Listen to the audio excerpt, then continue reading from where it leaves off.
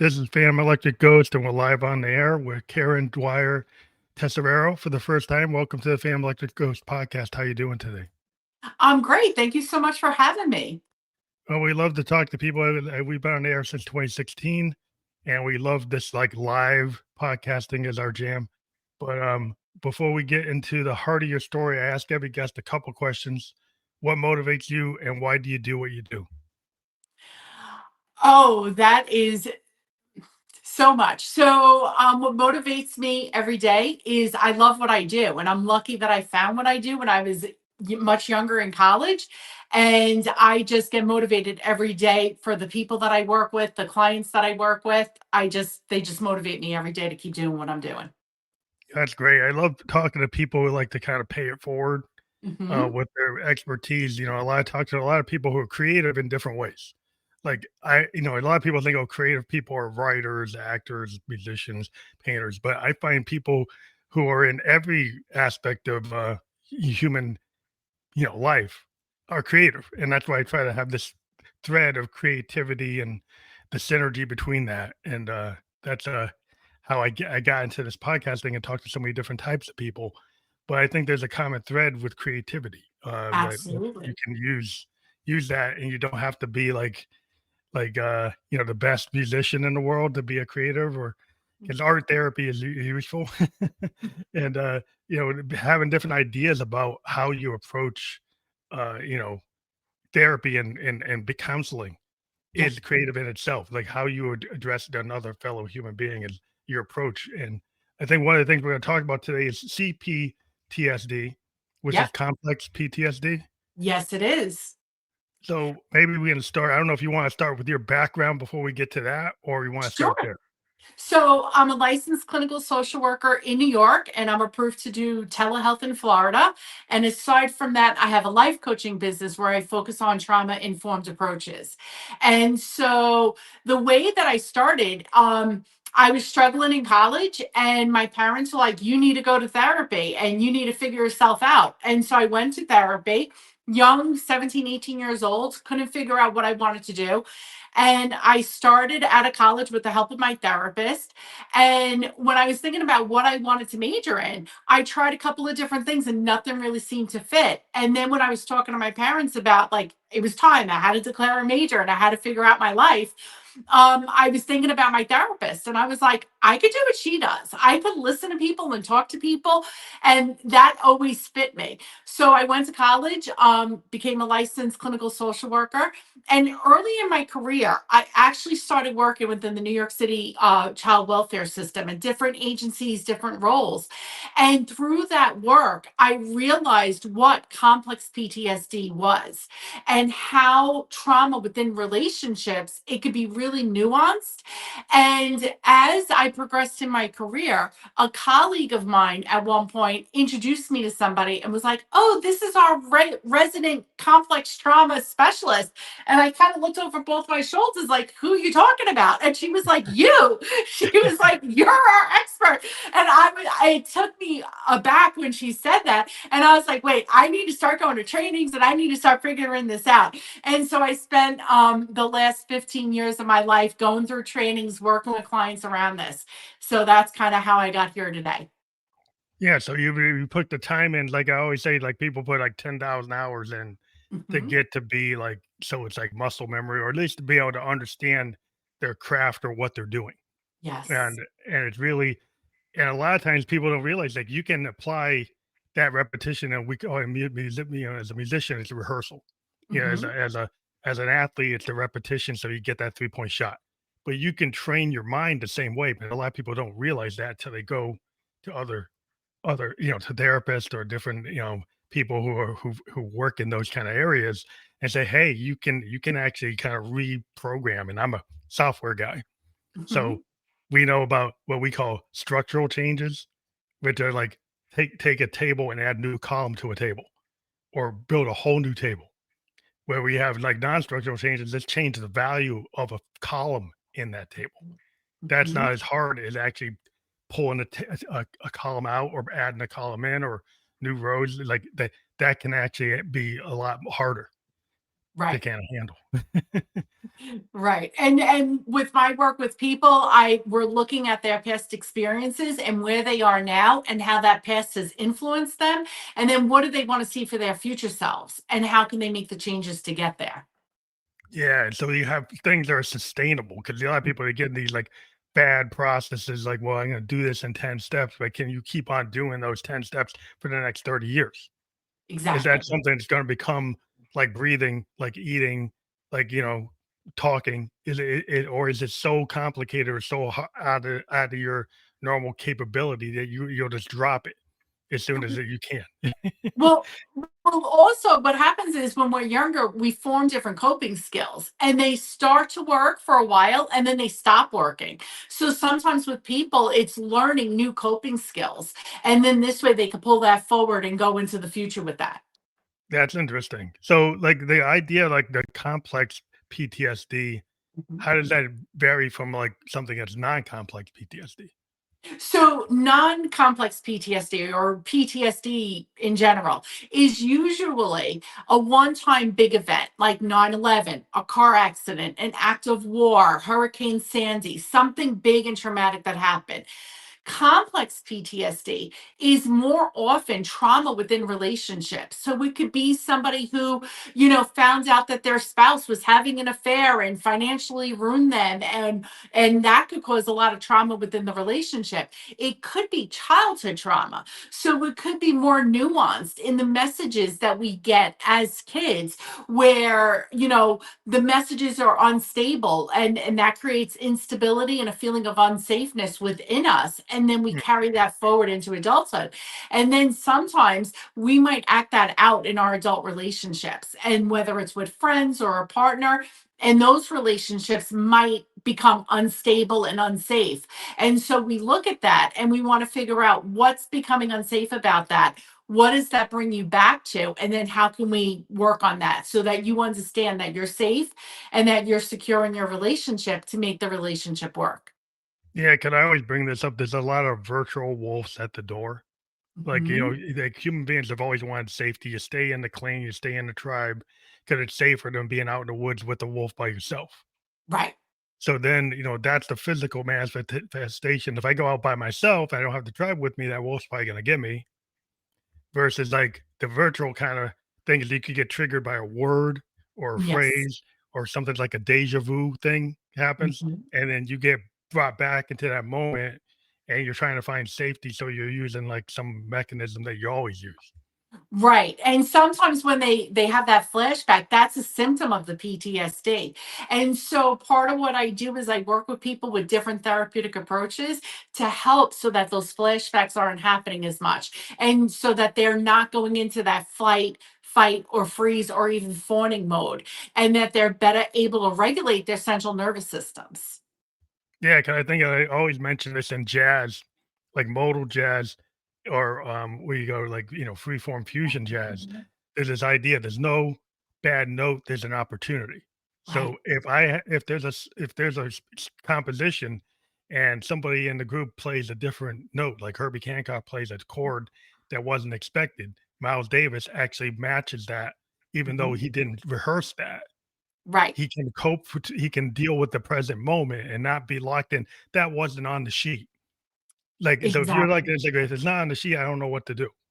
It's like the same with the Exactly. athlete that study all these plays and then sees something that's not exactly what, but figures out how to, on the cuff, react to that play and not just, like, freeze up and say, "Well, I don't know what to do because I didn't practice for that." Exactly, and that's what we wanna help people with, is when they go into that fight, flight, or freeze mode, and it's at the where they least expect it, how do we handle that? Yeah, because that's like the coping mechanism of, like, I find that people want perfection, the perfection trap. Mhm. If you're in a perfection trap, you kinda wanna plan every little thing. Yeah, But when something doesn't go according to plan, you're like, it is fall, your whole day is done. Like, yeah. you can't even have a little win on that day in your mind frame because, like, if it didn't go according to plan, it's, like, done. And that's an interesting thing because a lot of people come into therapy looking for perfection or looking to change their perfectionism because they have that tendency where they want everything in their life perfect or they want things to be perfect for the other people in their lives and they're constantly striving for that. The problem with perfection is that what's perfect for one person may not be perfect for somebody else in your life. So then how do you handle that conflict? Yeah, And the so variation. I work with people to move away from that thought of perfectionism. And I use the example of like Thanksgiving dinner. If every Thanksgiving dinner is perfect, there's nothing really memorable about it. But in 10 years, when the turkey's burnt, the mashed potatoes never got out, the cranberry sauce got left in the refrigerator, that's the Thanksgiving in 10 years people are going to reflect back on and they're going to laugh about it. So life is beautiful in the imperfection, and we have to embrace that more.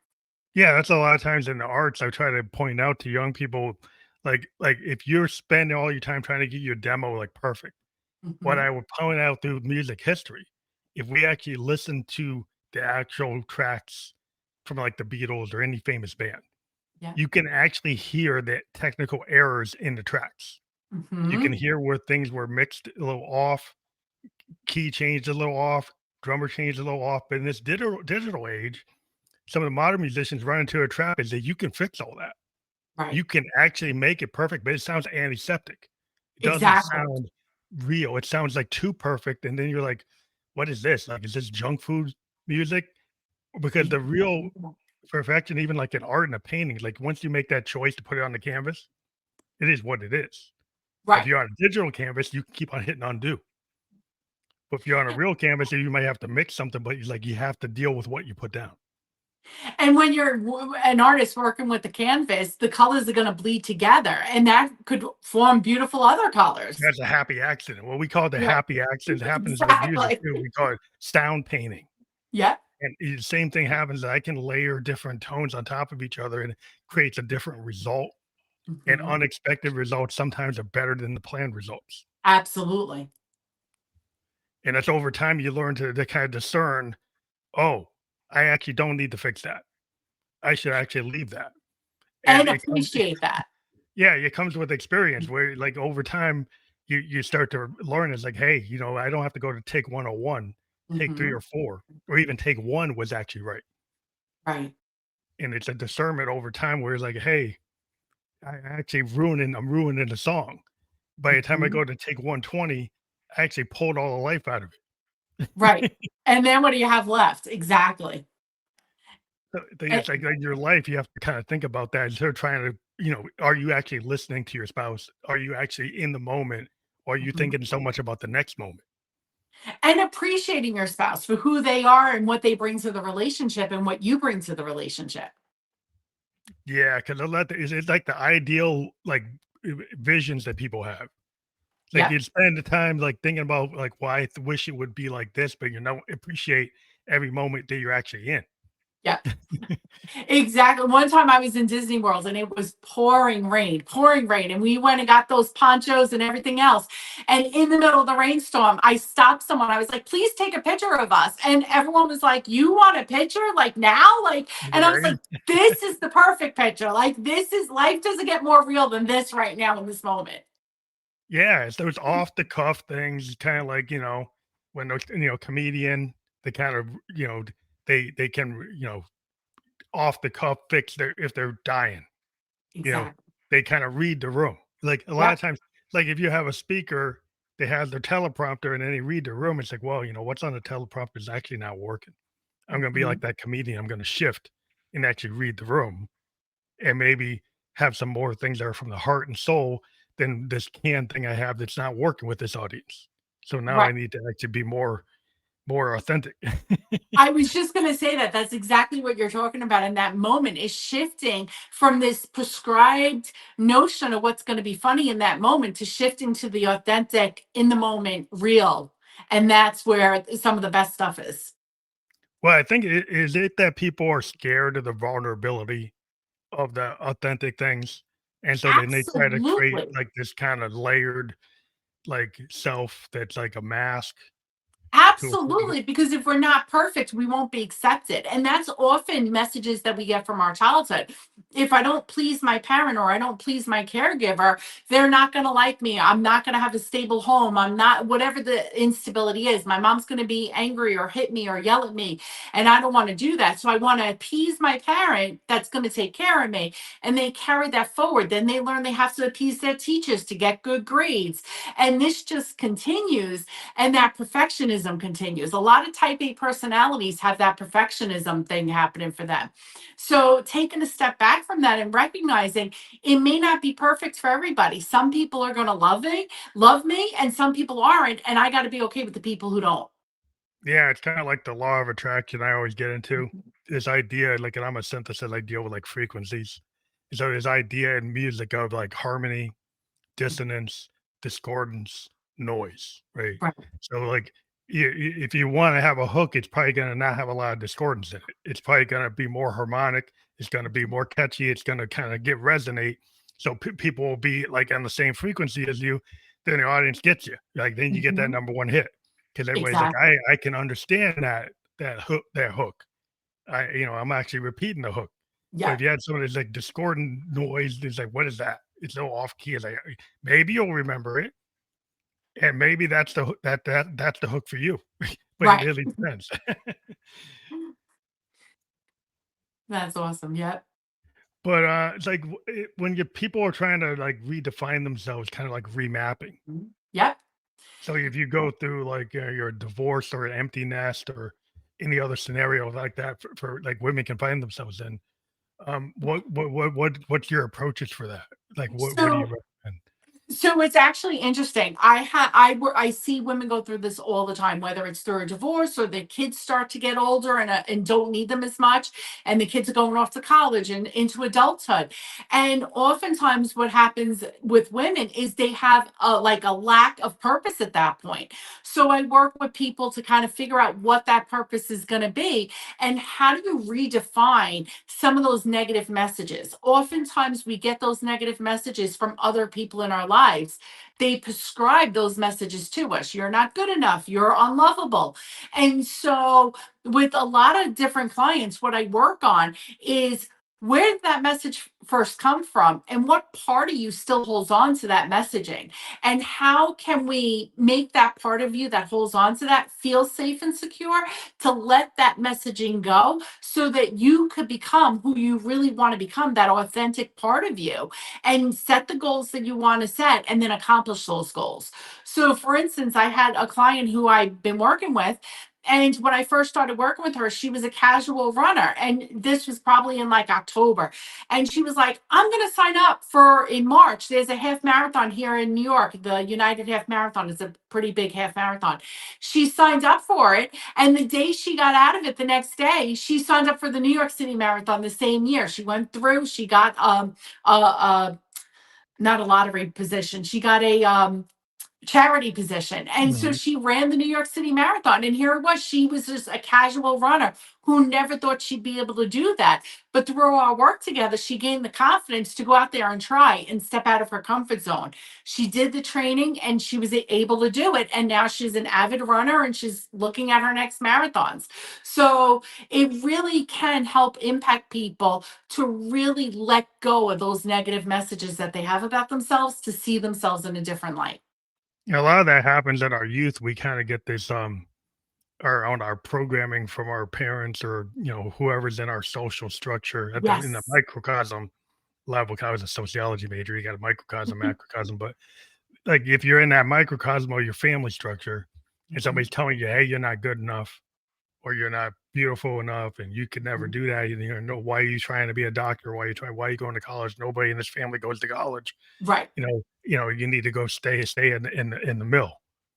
And like, well, maybe everybody stayed in the mill, but that's not for me. But you might kind of get stuck in the mill for a while in that bad loop Yep. because now you're being told like that's as far as you can go. Exactly. And a lot of kids experience this also with bullies.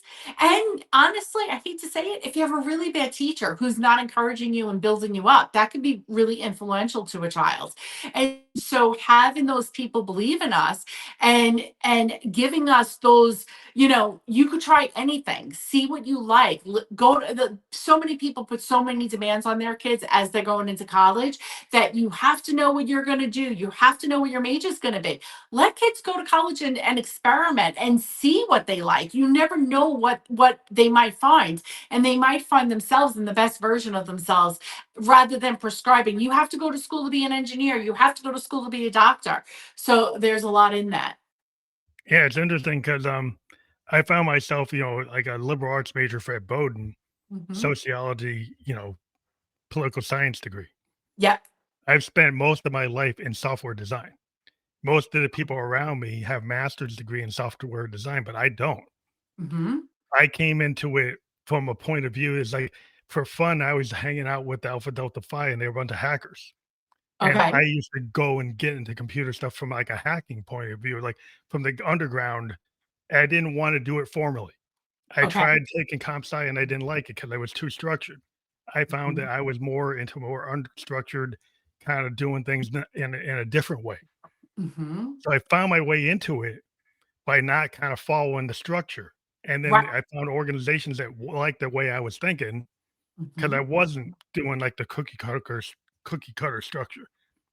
And so some Absolutely. people might feel they couldn't even go into the field because you have to have this. You have Yeah. to have this credential. But sometimes, maybe having the liberal arts point of view of I have the ability to learn anything and to Hmm. research anything and maybe or have critical thinking about it and ask questions about it. Yeah. Maybe that's actually what you need. Absolutely. And those skills are so important, and the flexibility to be able to try different things even if it's not the prescribed structure for it. Yeah, I think a lot of Takes people get get confidence. get stuck in the lane and are Hmm. not satisfied and, realize that they had to push a little bit. Yeah. Like David Bowie was famous for saying he didn't feel comfortable in Hmm. any genre in music unless he was like not like he was kind of treading water a little bit creatively. So he Hmm. would go into some form that he wasn't the best at Okay. and go and challenge himself and then keep on kind of shape shifting and changing, going from like psychedelic rock to like R&B to experimental Berlin techno. He would be all over the map. Hmm. And the A&R people was like, well, how am I going to market that? It's like, that's where I am. Right. That's what I need to do for my process. I can't just stay in the same loop. I actually Hmm. have to go outside and push myself. And I think that ends up being more satisfying when you look at the catalog. It's like an artist that does that. It's interesting. Absolutely. And everybody needs to step out of their comfort zone a little bit, because that's where we challenge ourselves. And that's where we really learn, like, hey, I can do this. I didn't think I could, but I can do it, or I could do it in my own way. And that's just freeing. Yeah, it's so freeing to like not be constrained. I know that society has constraints because it's social mores and wants to have a Yep. structure. So we're kind of all Absolutely. told, oh, we want the people with the out of box thinking, then they put you in the cube. Absolutely. So it's like it's telling me two different things here. Absolutely. There's what you're telling me, the actions speak louder than words kind of scenario. Yeah, so it's always kind of like, oh, like what am I supposed to actually hear?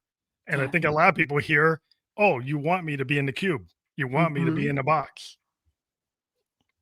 Right. And then that just, so many people don't like their jobs just because of that. They go to the same place every day, same thing, in and out, and they don't feel fulfilled in that. People have to try and find their calling. That's why I think today it's interesting, like after the pandemic, Hmm. that a lot of people had this kind of crucible moment that they're in a lockdown is like, oh, maybe I could actually try that thing I wanted to do when I was a kid.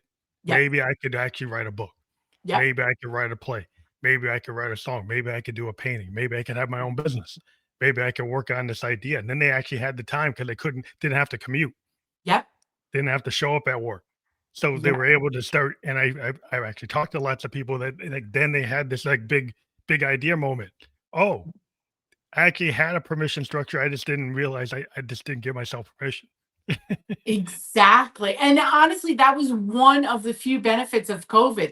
There some people had different positives out of it in amongst all the negativity, but that is one of the positives out of it is people really had time to kind of discover who they were and what they wanted to be and try new things for themselves. Yeah, it's like a global reset. Mhm, absolutely. Yeah, you sometimes you need to initialize, and kind of reboot, yourself. But it's like in terms of like relationships and like being in bad loops or in Mhm, within, this complex PTSD mhm, where, like I always mention bad loop is like you get stuck in this pattern and mhm. you just can't get out of it. Yeah. So what happens is usually from this complex PTSD, there's a couple of different attachment styles that people form. So an anxious attachment style, an avoidant attachment style, an anxious avoidant attachment style, and a disorganized attachment style. And that plays out in our adult relationships. And that, that we have all these fancy terms for it. Like borderline personality disorder really is kind of like that anxious, disorganized attachment style because what happens there is people want to be close, they want to have intimate relationships, but then they push their partner away, they push their coworker away, they push their friends away, and their behaviors are a little off-putting. But really, I don't like to diagnose it like a disorder. It's really an attachment style resulting in part from the complex PTSD. So, how do we work through that? So, that's a lot of the work that I do with people. That's interesting. I was talking to somebody that was like a third party culture kid, Mhm. or like an expat, like was moving around to like an army brat. Yep, And they found that they got like into the situation where they couldn't stay in long-term relationships because when they were a kid, every 2 years they're moving around. yep, Like that's what you're they an do. expat, you get these 2-year contracts, so you like all your classmates don't have email. I lost them. Yep. Right. Then they go to the next school in Indonesia, then I'm in China, then I'm in London. So then they get all this experience, they get all this Mhm. empathy for cultural things, but then they lost like the connection of somebody that stayed in a small town and knew people for 15 years straight. Right. And it's not that one is any better or worse than the other. Like that kid who stays in the same town growing up for 18 years and knows all the same people versus the one who travels, but it could impact everyone differently. Yeah, yeah, Where you could have two kids go through the same exact experience with the same family, the same parents, and experience it so differently. And one might act on it and act it out, and the other one might be okay and functioning well. So it's interesting how we internalize all these different things, and then how does it affect our adulthood? yeah. It could be other factors where you could like you said you could have this expat that actually can have Yep, long-term relationships even though they moved around. Right? exactly. And so that maybe they think they're the rare case, but it's like not maybe not.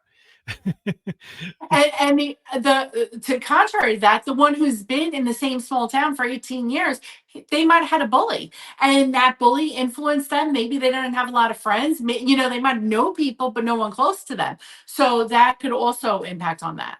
Yeah, it gets that to the micro level details Yeah. of like each Mhm. individual doesn't have the same pattern, Exactly. and then you start to see the variations because like it seems like at a high level this is true, but you start to unpeel things. He's like, Yes. oh, this is where it deviates. Yep. This so I guess your job is to figure out like unpeel the onion and figure out where that source is.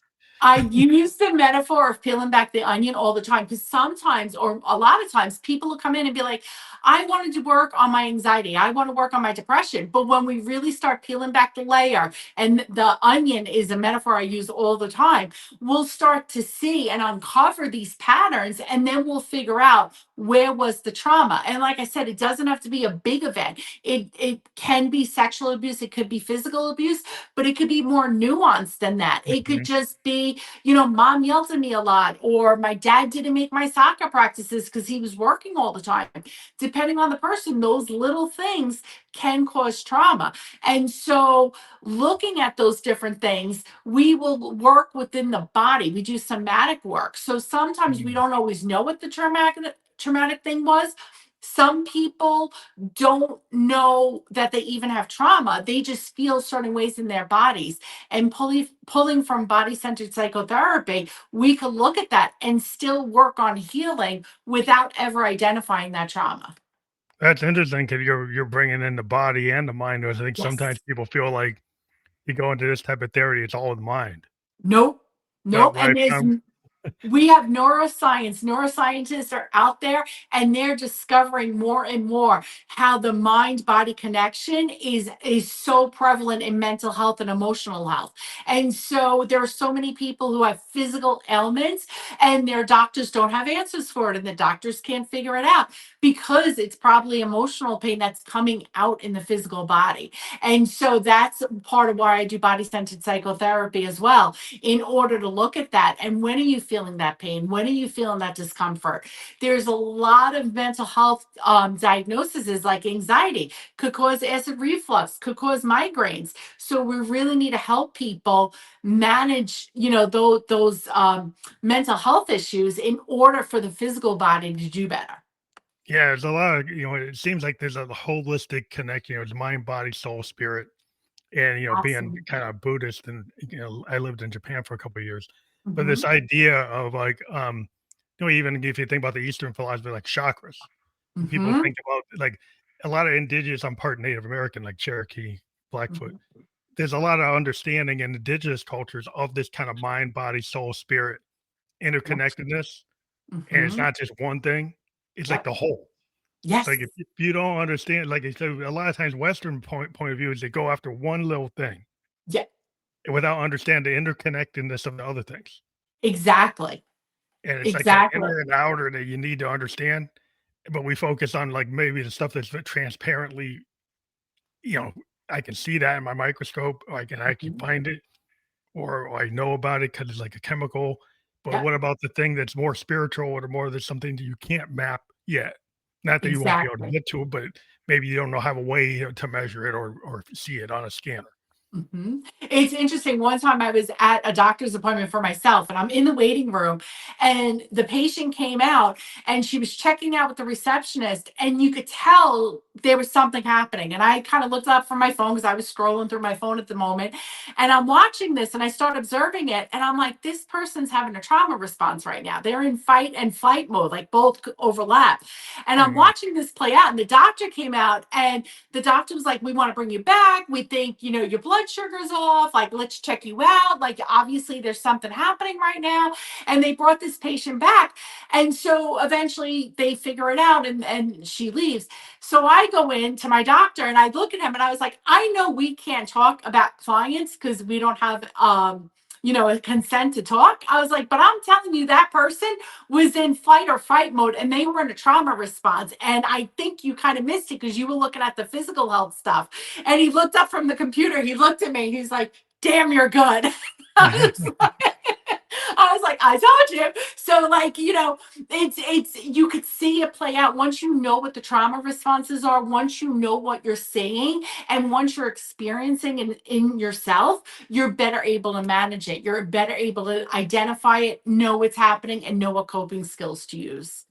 Do you think in the medical community there needs to be more cross pollination of that kind of mindset? Not Because only in the people, medical community, but in our criminal justice system. mm, yeah, it It's seems like not enough there, and that's where we run into a lot of problems. So in general, one, we have to remove the stigma of mental health, especially for men. Men do not utilize mental health services enough. But on top of that, our cops need to be better trained, our doctors need to be better trained, and I'm encompassing all like medical professionals. I'm encompassing everybody in the criminal justice system. We need to know when someone is in that fight, flight, or freeze mode, what's happening there, and to know when we're dealing with a mental health issue as opposed to maybe a criminal issue. yeah, because I think people get so narrow and they're Yeah. like, if you're in law enforcement, you might say, "Hey, this is the law."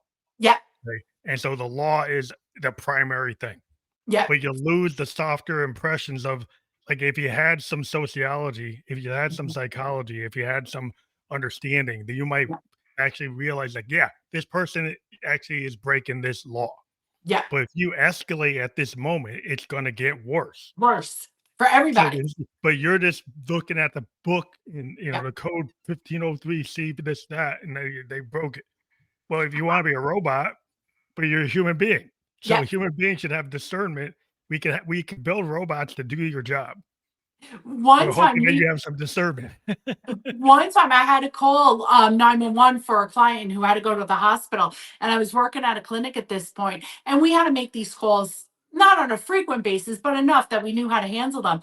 And the cops came up to the clinic at the time, and one cop had a baton out. And I was like, absolutely not. You are not going back there with that baton out. I was like, my client is calm right now. You come in with that baton, And trigger it. you're going to escalate things, and we're not having that here. I said, put it away, and then you could come back. And they were like, well, do they want to go to the hospital or not? I was like, I'm telling you right now, you're not coming back here like that. So what are we going to do right now? And they were like, the lieutenant came in and he was like, everybody calm down. He's like, they know De-escalate. their client is safe. Bring it down and let's go in. And like literally, it took one of their bosses to tell them that, because I was like, you're not going to escalate this here. So we need more education around that. How not to Yeah, escalate these situations. and a lot of times people are so black and white. Yes. They're so into this is the way it should be done Right. for some like social moray, some structure, like a structural reason why, without like the discernment, right? Yeah. Being a creative, there's a lot of discernment, so Mhm. we're more willing to actually look at the grays. Yeah. Where a lot of times people get into certain roles and it's like it's black or white. But you Exactly. find a lot of times in the creative spaces, like things aren't just black and white. No, there's a lot of beautiful colors in between the black and the white. But a lot of our structures are kind of built on Black it's and white. this or that. It's Yep. this, it's 0 or 1, it's on or off. And even in computers today with Mhm. AI, there's a level of, oh, this isn't exactly on and off anymore. This Right. actually can actually look at language and Mhm. start to discern meaning from complex strings of ideas. There are Right. multiple collections of zeros and ones where it gets these discernments that the Mhm. old computers couldn't do.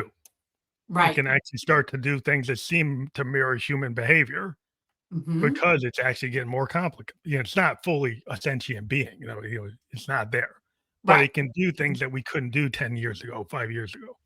And it's And interesting because some people are even using ChatGPT and programs like that for therapy. I well, don't because it goes recommend that. I don't yeah, recommend it, but people are doing it. well, it's garbage in, garbage out. It's like when you teach a system, it Mhm. only knows what you give it. Right. So if you like what we get create this idea called a hallucination, right? Mhm. In AI, you can train something up to 1985, right? Say it's only trained up to 85. Yeah. You then can ask it something about 1987, and it Mhm. will try to answer it when it doesn't actually have any data for 1987. And it will actually give you what is called a hallucination. And because it's not a Google search, it actually gives you an answer. And Okay. the problem is people aren't verifying that answer. Mhm. Yeah, that could be problematic, especially in mental health. Yeah, that could be, Mhm. there are lawyers that got caught, taking the results. There are biologists taking results, engineers who have taken results and got burned Right. because it actually gave an answer, but it wasn't the right answer. And it seemed very convincing. So the problem with a technology that gives you a convincing answer Mhm. People tend that to actually believe it. isn't true, then Mhm. like you guys got to trust and verify. Trust but verify because it gives you something that's very convincing, and if you get lazy, you won't check it. Right. So I think it's important, like in a human field like this, in terms Mhm. of communications, like it doesn't have all the cues, it doesn't have all the knowledge that you have, doesn't have your degrees, doesn't have all the work. Yeah. It has maybe a Mhm. portion of it, and people are saying, "Oh, it's got everything." No, it doesn't have No, it everything. doesn't. No, it doesn't. So so it's like this idea, the tech bros want to sell that it has everything, Yeah, but that's because they have an interest. You got exactly. to get back to the reality of it doesn't have the discernment of a human being. Mhm. And Absolutely. And that's what, I would hope that people want the discernment of their doctor, of their professional, or somebody that's actually done 15, Mhm. 20 years or something, that that Or even people who've gone through the education to get it and the trainings that we have or to go through to experience. keep our credentials. ChatGPT isn't doing that. Yeah, well, it's just a life experience. Yeah. When it comes to the arts, I always point out, like, yeah, ChatGPT can create art, but my Mhm. daughter's an artist. Right. When she creates art, it comes from her heart, soul, and spirit. Mhm. that ChatGPT is just pulling an amalgamation of multiple things and kind of creating a collage. It's The an advanced collage, but it's not exactly what my daughter does. and when your daughter's doing it, she's giving a piece of herself to her art. Yeah, and the Yeah, computer has no piece to give. exactly. So, I don't wanna Exactly. be down on tech because 'cause I'm in tech, but people need to understand what it can do and what it can't do. Mhm. Um, so I think you could maybe ask a question, but then still go see a therapist because they Yes, just put all your eggs in absolutely. one basket. And there's a lot that Chat GPT can do for that. For instance, like there's a lot of overlap between ADHD and complex PTSD. So, you could get those answers from Google or Chat GPT, but actually seeing someone who's trained and can help you decipher those things, that's going to be really important. Yeah, it can help do the research instead of going to the library. Like Yeah. your prompting, your prompt engineering is depends on, like, how sophisticated you get. It's like when you used to go to the library and look up the Dewey Decimal System and try to find something for your report. It's like it knocks a lot of that out of there, but Yeah. you still have to still come with some rigor I don't to know do if the anyone knows what the Dewey Decimal System is. yeah, I was a child of the '70s. I don't know, the kid today, they're kinda missing something. If Hmm. you don't know how to manually do it, if the power goes off, what would you do? Right. Sometimes you still need people to know how to do it. That's But a whole other issue. but That's negative funny. self-talk we've talked about, Yep. and it really is something that is like the root cause, right? If people have that kind of, "Well, I'm not good enough, I can't," like, "Oh, this is terrible." You hear people doing it all the time, they're kinda joking. Yep. Like, "Oh, I'm a terrible cook. Oh, I can't do this to save my life." And Right. they're laughing about it, and it's like, "Okay, well, are they really doing that all the time?" You And know? sometimes in their narrative, it is. It's like, oh, I want to, X, whatever the X is. I want to go back to school. I want to run a marathon. I want to, find a new partner, like whatever it is. I want to find a new job.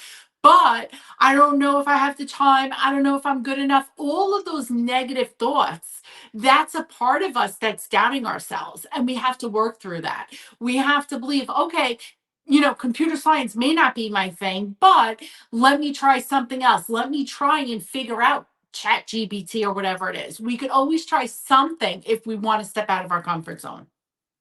Yeah, I think it's just a willingness to, kinda I think that happens is people get embarrassed about, like, if I don't go from 0 to 100 and Hmm. get that A off the first bat, right? Yeah. I try dancing the tango, and I just step on everybody's feet, and I bang into the next couple, and then I'm like, "Oh, I'm done." Well, Right. it's actually probably take a lot of work for you Right. not to do that. It's like if you're gonna it's like you have to realize that sometimes out of the gate, it's not gonna happen all at Right. once. Right. And, there's a lot of different ways to approach this to undo some of those negative thoughts, self talk. Therapy is a great approach. On my website, I have a couple of journal prompts that people could look at and really start writing about some of this stuff. And one of the first things I tell people is make a list of all the traits about yourself that you're grateful for. And I'm not talking about materialistic things. I'm not talking, oh, I'm Mhm. thankful I have a Louis Vuitton bag or Christian Louboutin shoes. No, I'm thankful that I'm caring. I'm thankful that I'm good with people and I know how to listen to people. Those are traits about me that are specific to me. And then when you have that list, you could pull from that list when the other things get harder. And you can reflect back on that list and be like, wow, I do have all these other good traits. Let me focus on them as opposed to these other areas that I want to change or work on or overcome. So it just helps balance it a little bit differently. Yeah, it's like taking the wins in a day instead of, like, taking the things that happen wrong, and I Right. think what happens is people look at the things that happen wrong in a day and give Mhm. that more weight than the things that happen right. Yes. And honestly, the positive thoughts about yourself have just as much energy and weight to them as the negative thoughts do. People just seem to believe the negative a little bit easier. If someone gives you a compliment and your first reaction is, "Oh, thanks, but leave Yeah. the butt at home. We want to leave the butt at home." Just, oh, thank you. You want to take in the energy of that compliment and know that that compliment is real for the person who gave it to you. They gave it to you because they sincerely believe that about you. So hold on to that as opposed to some of the negative stuff somebody else in your past might have told you. Yeah, I think it's hard for people to let go of that because I find it like sometimes in the arts, people feel like, well, I gotta be like a tortured artist. I gotta be a Yep. starving artist to be legitimate. Hmm. Right. So they could think it's like, well, if it comes too easy or if everybody likes it, then I can't really take that as a win. Right. Right. They're always like kind of down on themselves. And you're Hmm. like, wow, like, why are you so down on yourself? And if you're a producer, you have to deal with these kind of personalities where um their stage self is somebody different than their Hmm. self in the studio. Right. The self in the studio could be like, wow, this guy's like second guessing like everything. They're not confident. And even though when they're on stage, they have this whole other persona. Yep. But it's like what I'm So, dealing with right now is not that guy that was on stage. and it's important to know, like, people look at social media, people look at these celebrities, their lives are not all what they're putting out there. That's good PR. It doesn't mean it's real behind the scenes. People struggle in all ways. And so I just want to, people have this thing about social media and comparing themselves. Don't compare yourself to what you're seeing there. It may not be real. Yeah, because even it's a lot of it is the theatrics.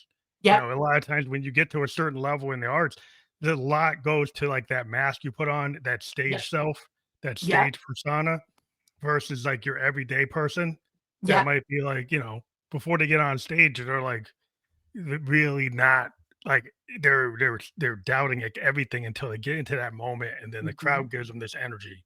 Yes. And then a lot of times they're like they spend like 12 hours to get to 2 hours. Yeah, And absolutely. the 12 Because they're hours looking for the perfectionism. yeah, it wasn't what you didn't see that 12 hours or you didn't see the 15 years plus the 12 hours. They got them to that. Like, Yeah, you just see the 2 hours. So you're like, "Oh." exactly. There's this picture of this iceberg that is floating around in social media and stuff, and it's so true. It's like, what does success look like? It's not just the top of the iceberg, it's all the stuff under the waterline that you don't see that goes into success. So don't compare yourself just to that successful picture or that successful video. There's so much more behind it to get the people there. Yeah, and that's why people get confused by, like, the 10-step, 12-step coming from some influencer. It's like, yeah, you did that 10 steps in, like, 6 months to get to this, but it was the 15 years plus the 6 months, Exactly. right? And so when you don't have that, so if you're like, well, maybe it doesn't work because you didn't actually tap into what you did have. Mhm, Right? You're looking at absolutely. this thing for like the 6-month program. It's like, well, you have to tap into everything that brings you to that, right? You can't just reinvent yourself and only be in that moment. You have to kind of build on even their failures. Yeah, music, Mhm. like a lot of times it's like what you didn't work influences the thing that does work. Like so all the So work. many people lose track of that. When we fail at something, it's not, oh my God, see, I'm not successful. No, it's, what did I learn from this? What can I pull with me forward to apply it to the next time so that maybe I'll get a different result. And you may not get 100% success the next time, but it might just be a little bit better. And that's okay. We got to be okay with that level of contentness, because not everything, people come in and they say, I want to be happy. And I'm like, well, happy is just like depression and frustration and disappointment. It's coming and going, it's ebbing and flowing. We just want to be a level of contentness. Like, okay, I'm okay with these things in my life. I want to work on this stuff, but overall, things are okay right now. You got to be able to navigate like the captain, right? You don't want a captain of a ship that Right. doesn't know how to handle like a choppy seas or a Right. storm. It'd be nice that they always had good weather, but I Right. don't wanna be on the ship with the guy that never went through a storm. I wouldn't want to be with him the first time he hits a storm. Yeah, it's just like, anybody in the military that never saw action. Hmm. Like, you got the guy from the academy, he's got the idealized version of all the things he's supposed to do, Right. Right. versus, like, a seasoned commander that's actually gone through a bunch of battles and has strategy, Yeah. right? Like, well, this guy technically might be have more credentials than this other guy, but this guy's got, like, 10 years in the field. And life experience, and that Yeah, builds resiliency. yeah, And that's what we want to build in people is that resiliency. Life is not always going to be perfect. We have to ride the tides of it and recognize, like, okay, it may not always be perfect, but I'm going to be okay. yeah, you gotta be able to build on that, Yeah. and that's not it's not a lot of times things that happen, like, for artists, like, it's like the bad things or the sad things Hmm. that create a lot of our best work. Yes. The fact that we're able to synthesize it and then communicate it and make it digestible by the rest of the world is Hmm. our skill set, is that we're able to kinda synthesize the inner and the outer, and the Right. vulnerability, and then put it in front of people, and then people's like, "Oh, I wish I could do that," or they can feel, they can understand it. They can Right. they under it's like, "Well, you actually caught that feeling. I've got that feeling." Well, that's everybody can do that, but you gotta get past your wall, Right. like, of you're like, "I don't wanna show my vulnerability," you know? And so many people, part of it is just sitting with hard emotions. That's part of what therapy is sometimes, is just helping people sit with really hard emotions, whether it's sadness, disappointment, frustration, anger. We got to learn how to sit with those feelings and not act in a negative way on them. Yeah, or try to like suppress them or Yeah. like or anesthetize them or knock them down. But if you don't actually have that looking glass self the Victorians talked about, I'm really into like Victorian poetry, and they were always referring to this looking glass self with like the self examination and Hawthorne, Longfellow, Yep. Blake, Wordsworth, all of it. There's all Hmm. this concept that kind of runs through it of that self examination. You see it with the singer songwriters in the 1970s and 60s. Is Hmm. that looking glass self actually telling a story, And right? honestly, that's so important to gain it. It's gaining insight into who you are. I think it's super important for people to kinda take that break and Hmm. maybe not try to be like, "I wanna be like that influencer that got 1,000,000 views." Hmm.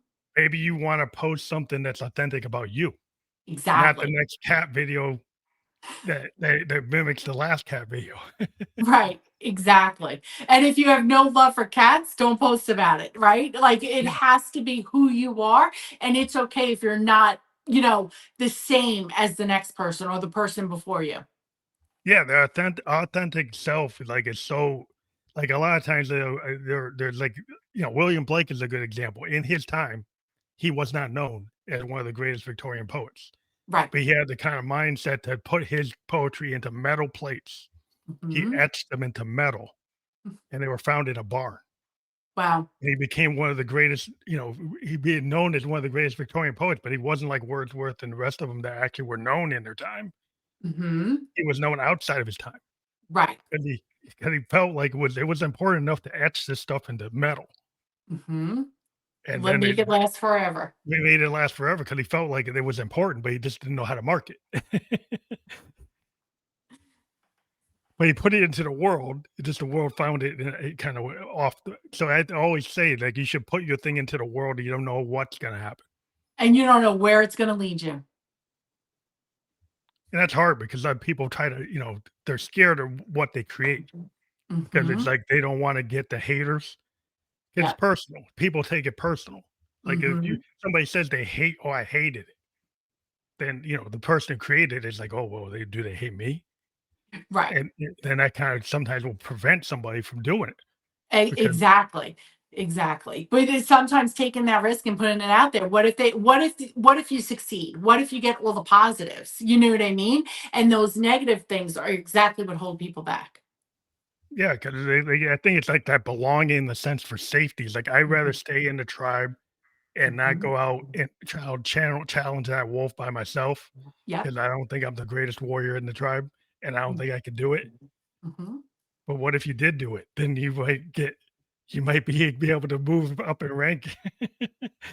And the other interesting thing is that when you step out to kind of take on your own journey, you never know where it's going to lead. And it might lead to success. And everyone's definition of success is different. So I'm not just talking like monetary, but everyone's definition of success is different. So being okay with what your definition of success is and then doing what feels good to you to get there.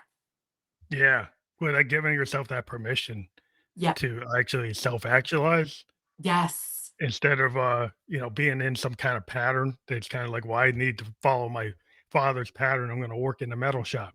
You know, Mhm. I'm going to go be a lawyer because he was a lawyer and grandpa was a lawyer and Uncle John's a lawyer. It's like, maybe that doesn't really sing out to me. Right. Maybe I need to do something else. Exactly. People are afraid to take those chances sometimes. Yeah, because you can get stuck in that loop. You get expected. Somebody's Mhm. got a business empire. They expect that Johnny's going to take it. Yep. Well, And what if Johnny may not want it. Johnny doesn't want it? Mm. But he wants something else, and so it's okay. Yeah, And maybe the family absolutely. might not think it's okay, and that's all right too, because maybe he has to go his own path. And that's where sometimes, like, you're in that law of attraction, you might be like, the people around you at any time might Mhm. change based on wherever frequency you're radiating, wherever you're supposed to be. Right. And honestly, going out there and meeting those people who are gonna be in that circle that you wanna be in, that might help you make those connections, learn more about it, and just putting yourself out into the universe to do these things could be empowering. Yeah, because just because you're not hitting it with this group Mhm. doesn't mean you won't hit it with this other group. Right. And if you never put it into the world, you never no one's ever gonna know Mhm. what you could be. And so I think that's like a big lesson a lot of people learn is like, oh, it wasn't this other person that was stopping me. Right. A It lot was of me times it's like stopping me. looking in the mirror, the biggest person stopping me is me. Absolutely. So But often we see that. I want to thank you again for being on the show because we always end up hitting like around an hour faster than we expect. But I think it's been a great conversation, and we do have your website Awesome. below, and that will be fully clickable for everybody. Thank Um, you. and if people click on that, what do they find there? Like if people click on your link below. Everything about myself, my business, but then more importantly, those 5 journal prompts are under the resources tab. So check out the resources tab. I have a couple of different things there, but those 5 journal prompts really, really highlight what we've been talking about. Start processing and redefining who we are. I want to thank you for being on the show today, and hope people will click on the link. We do offer that as a once you get into the description, in the platform that you listen to. So on LinkedIn, YouTube, or Kick, you'll be able to click through on that. So you can just look for that on those platforms. We're going to be on Spotify, Apple, iHeartRadio, Amazon, a bunch of other platforms by tomorrow. So you can go back and replay and share it with your friends. I want to thank you for being on the show today. Thank you so much for having me. Thank you.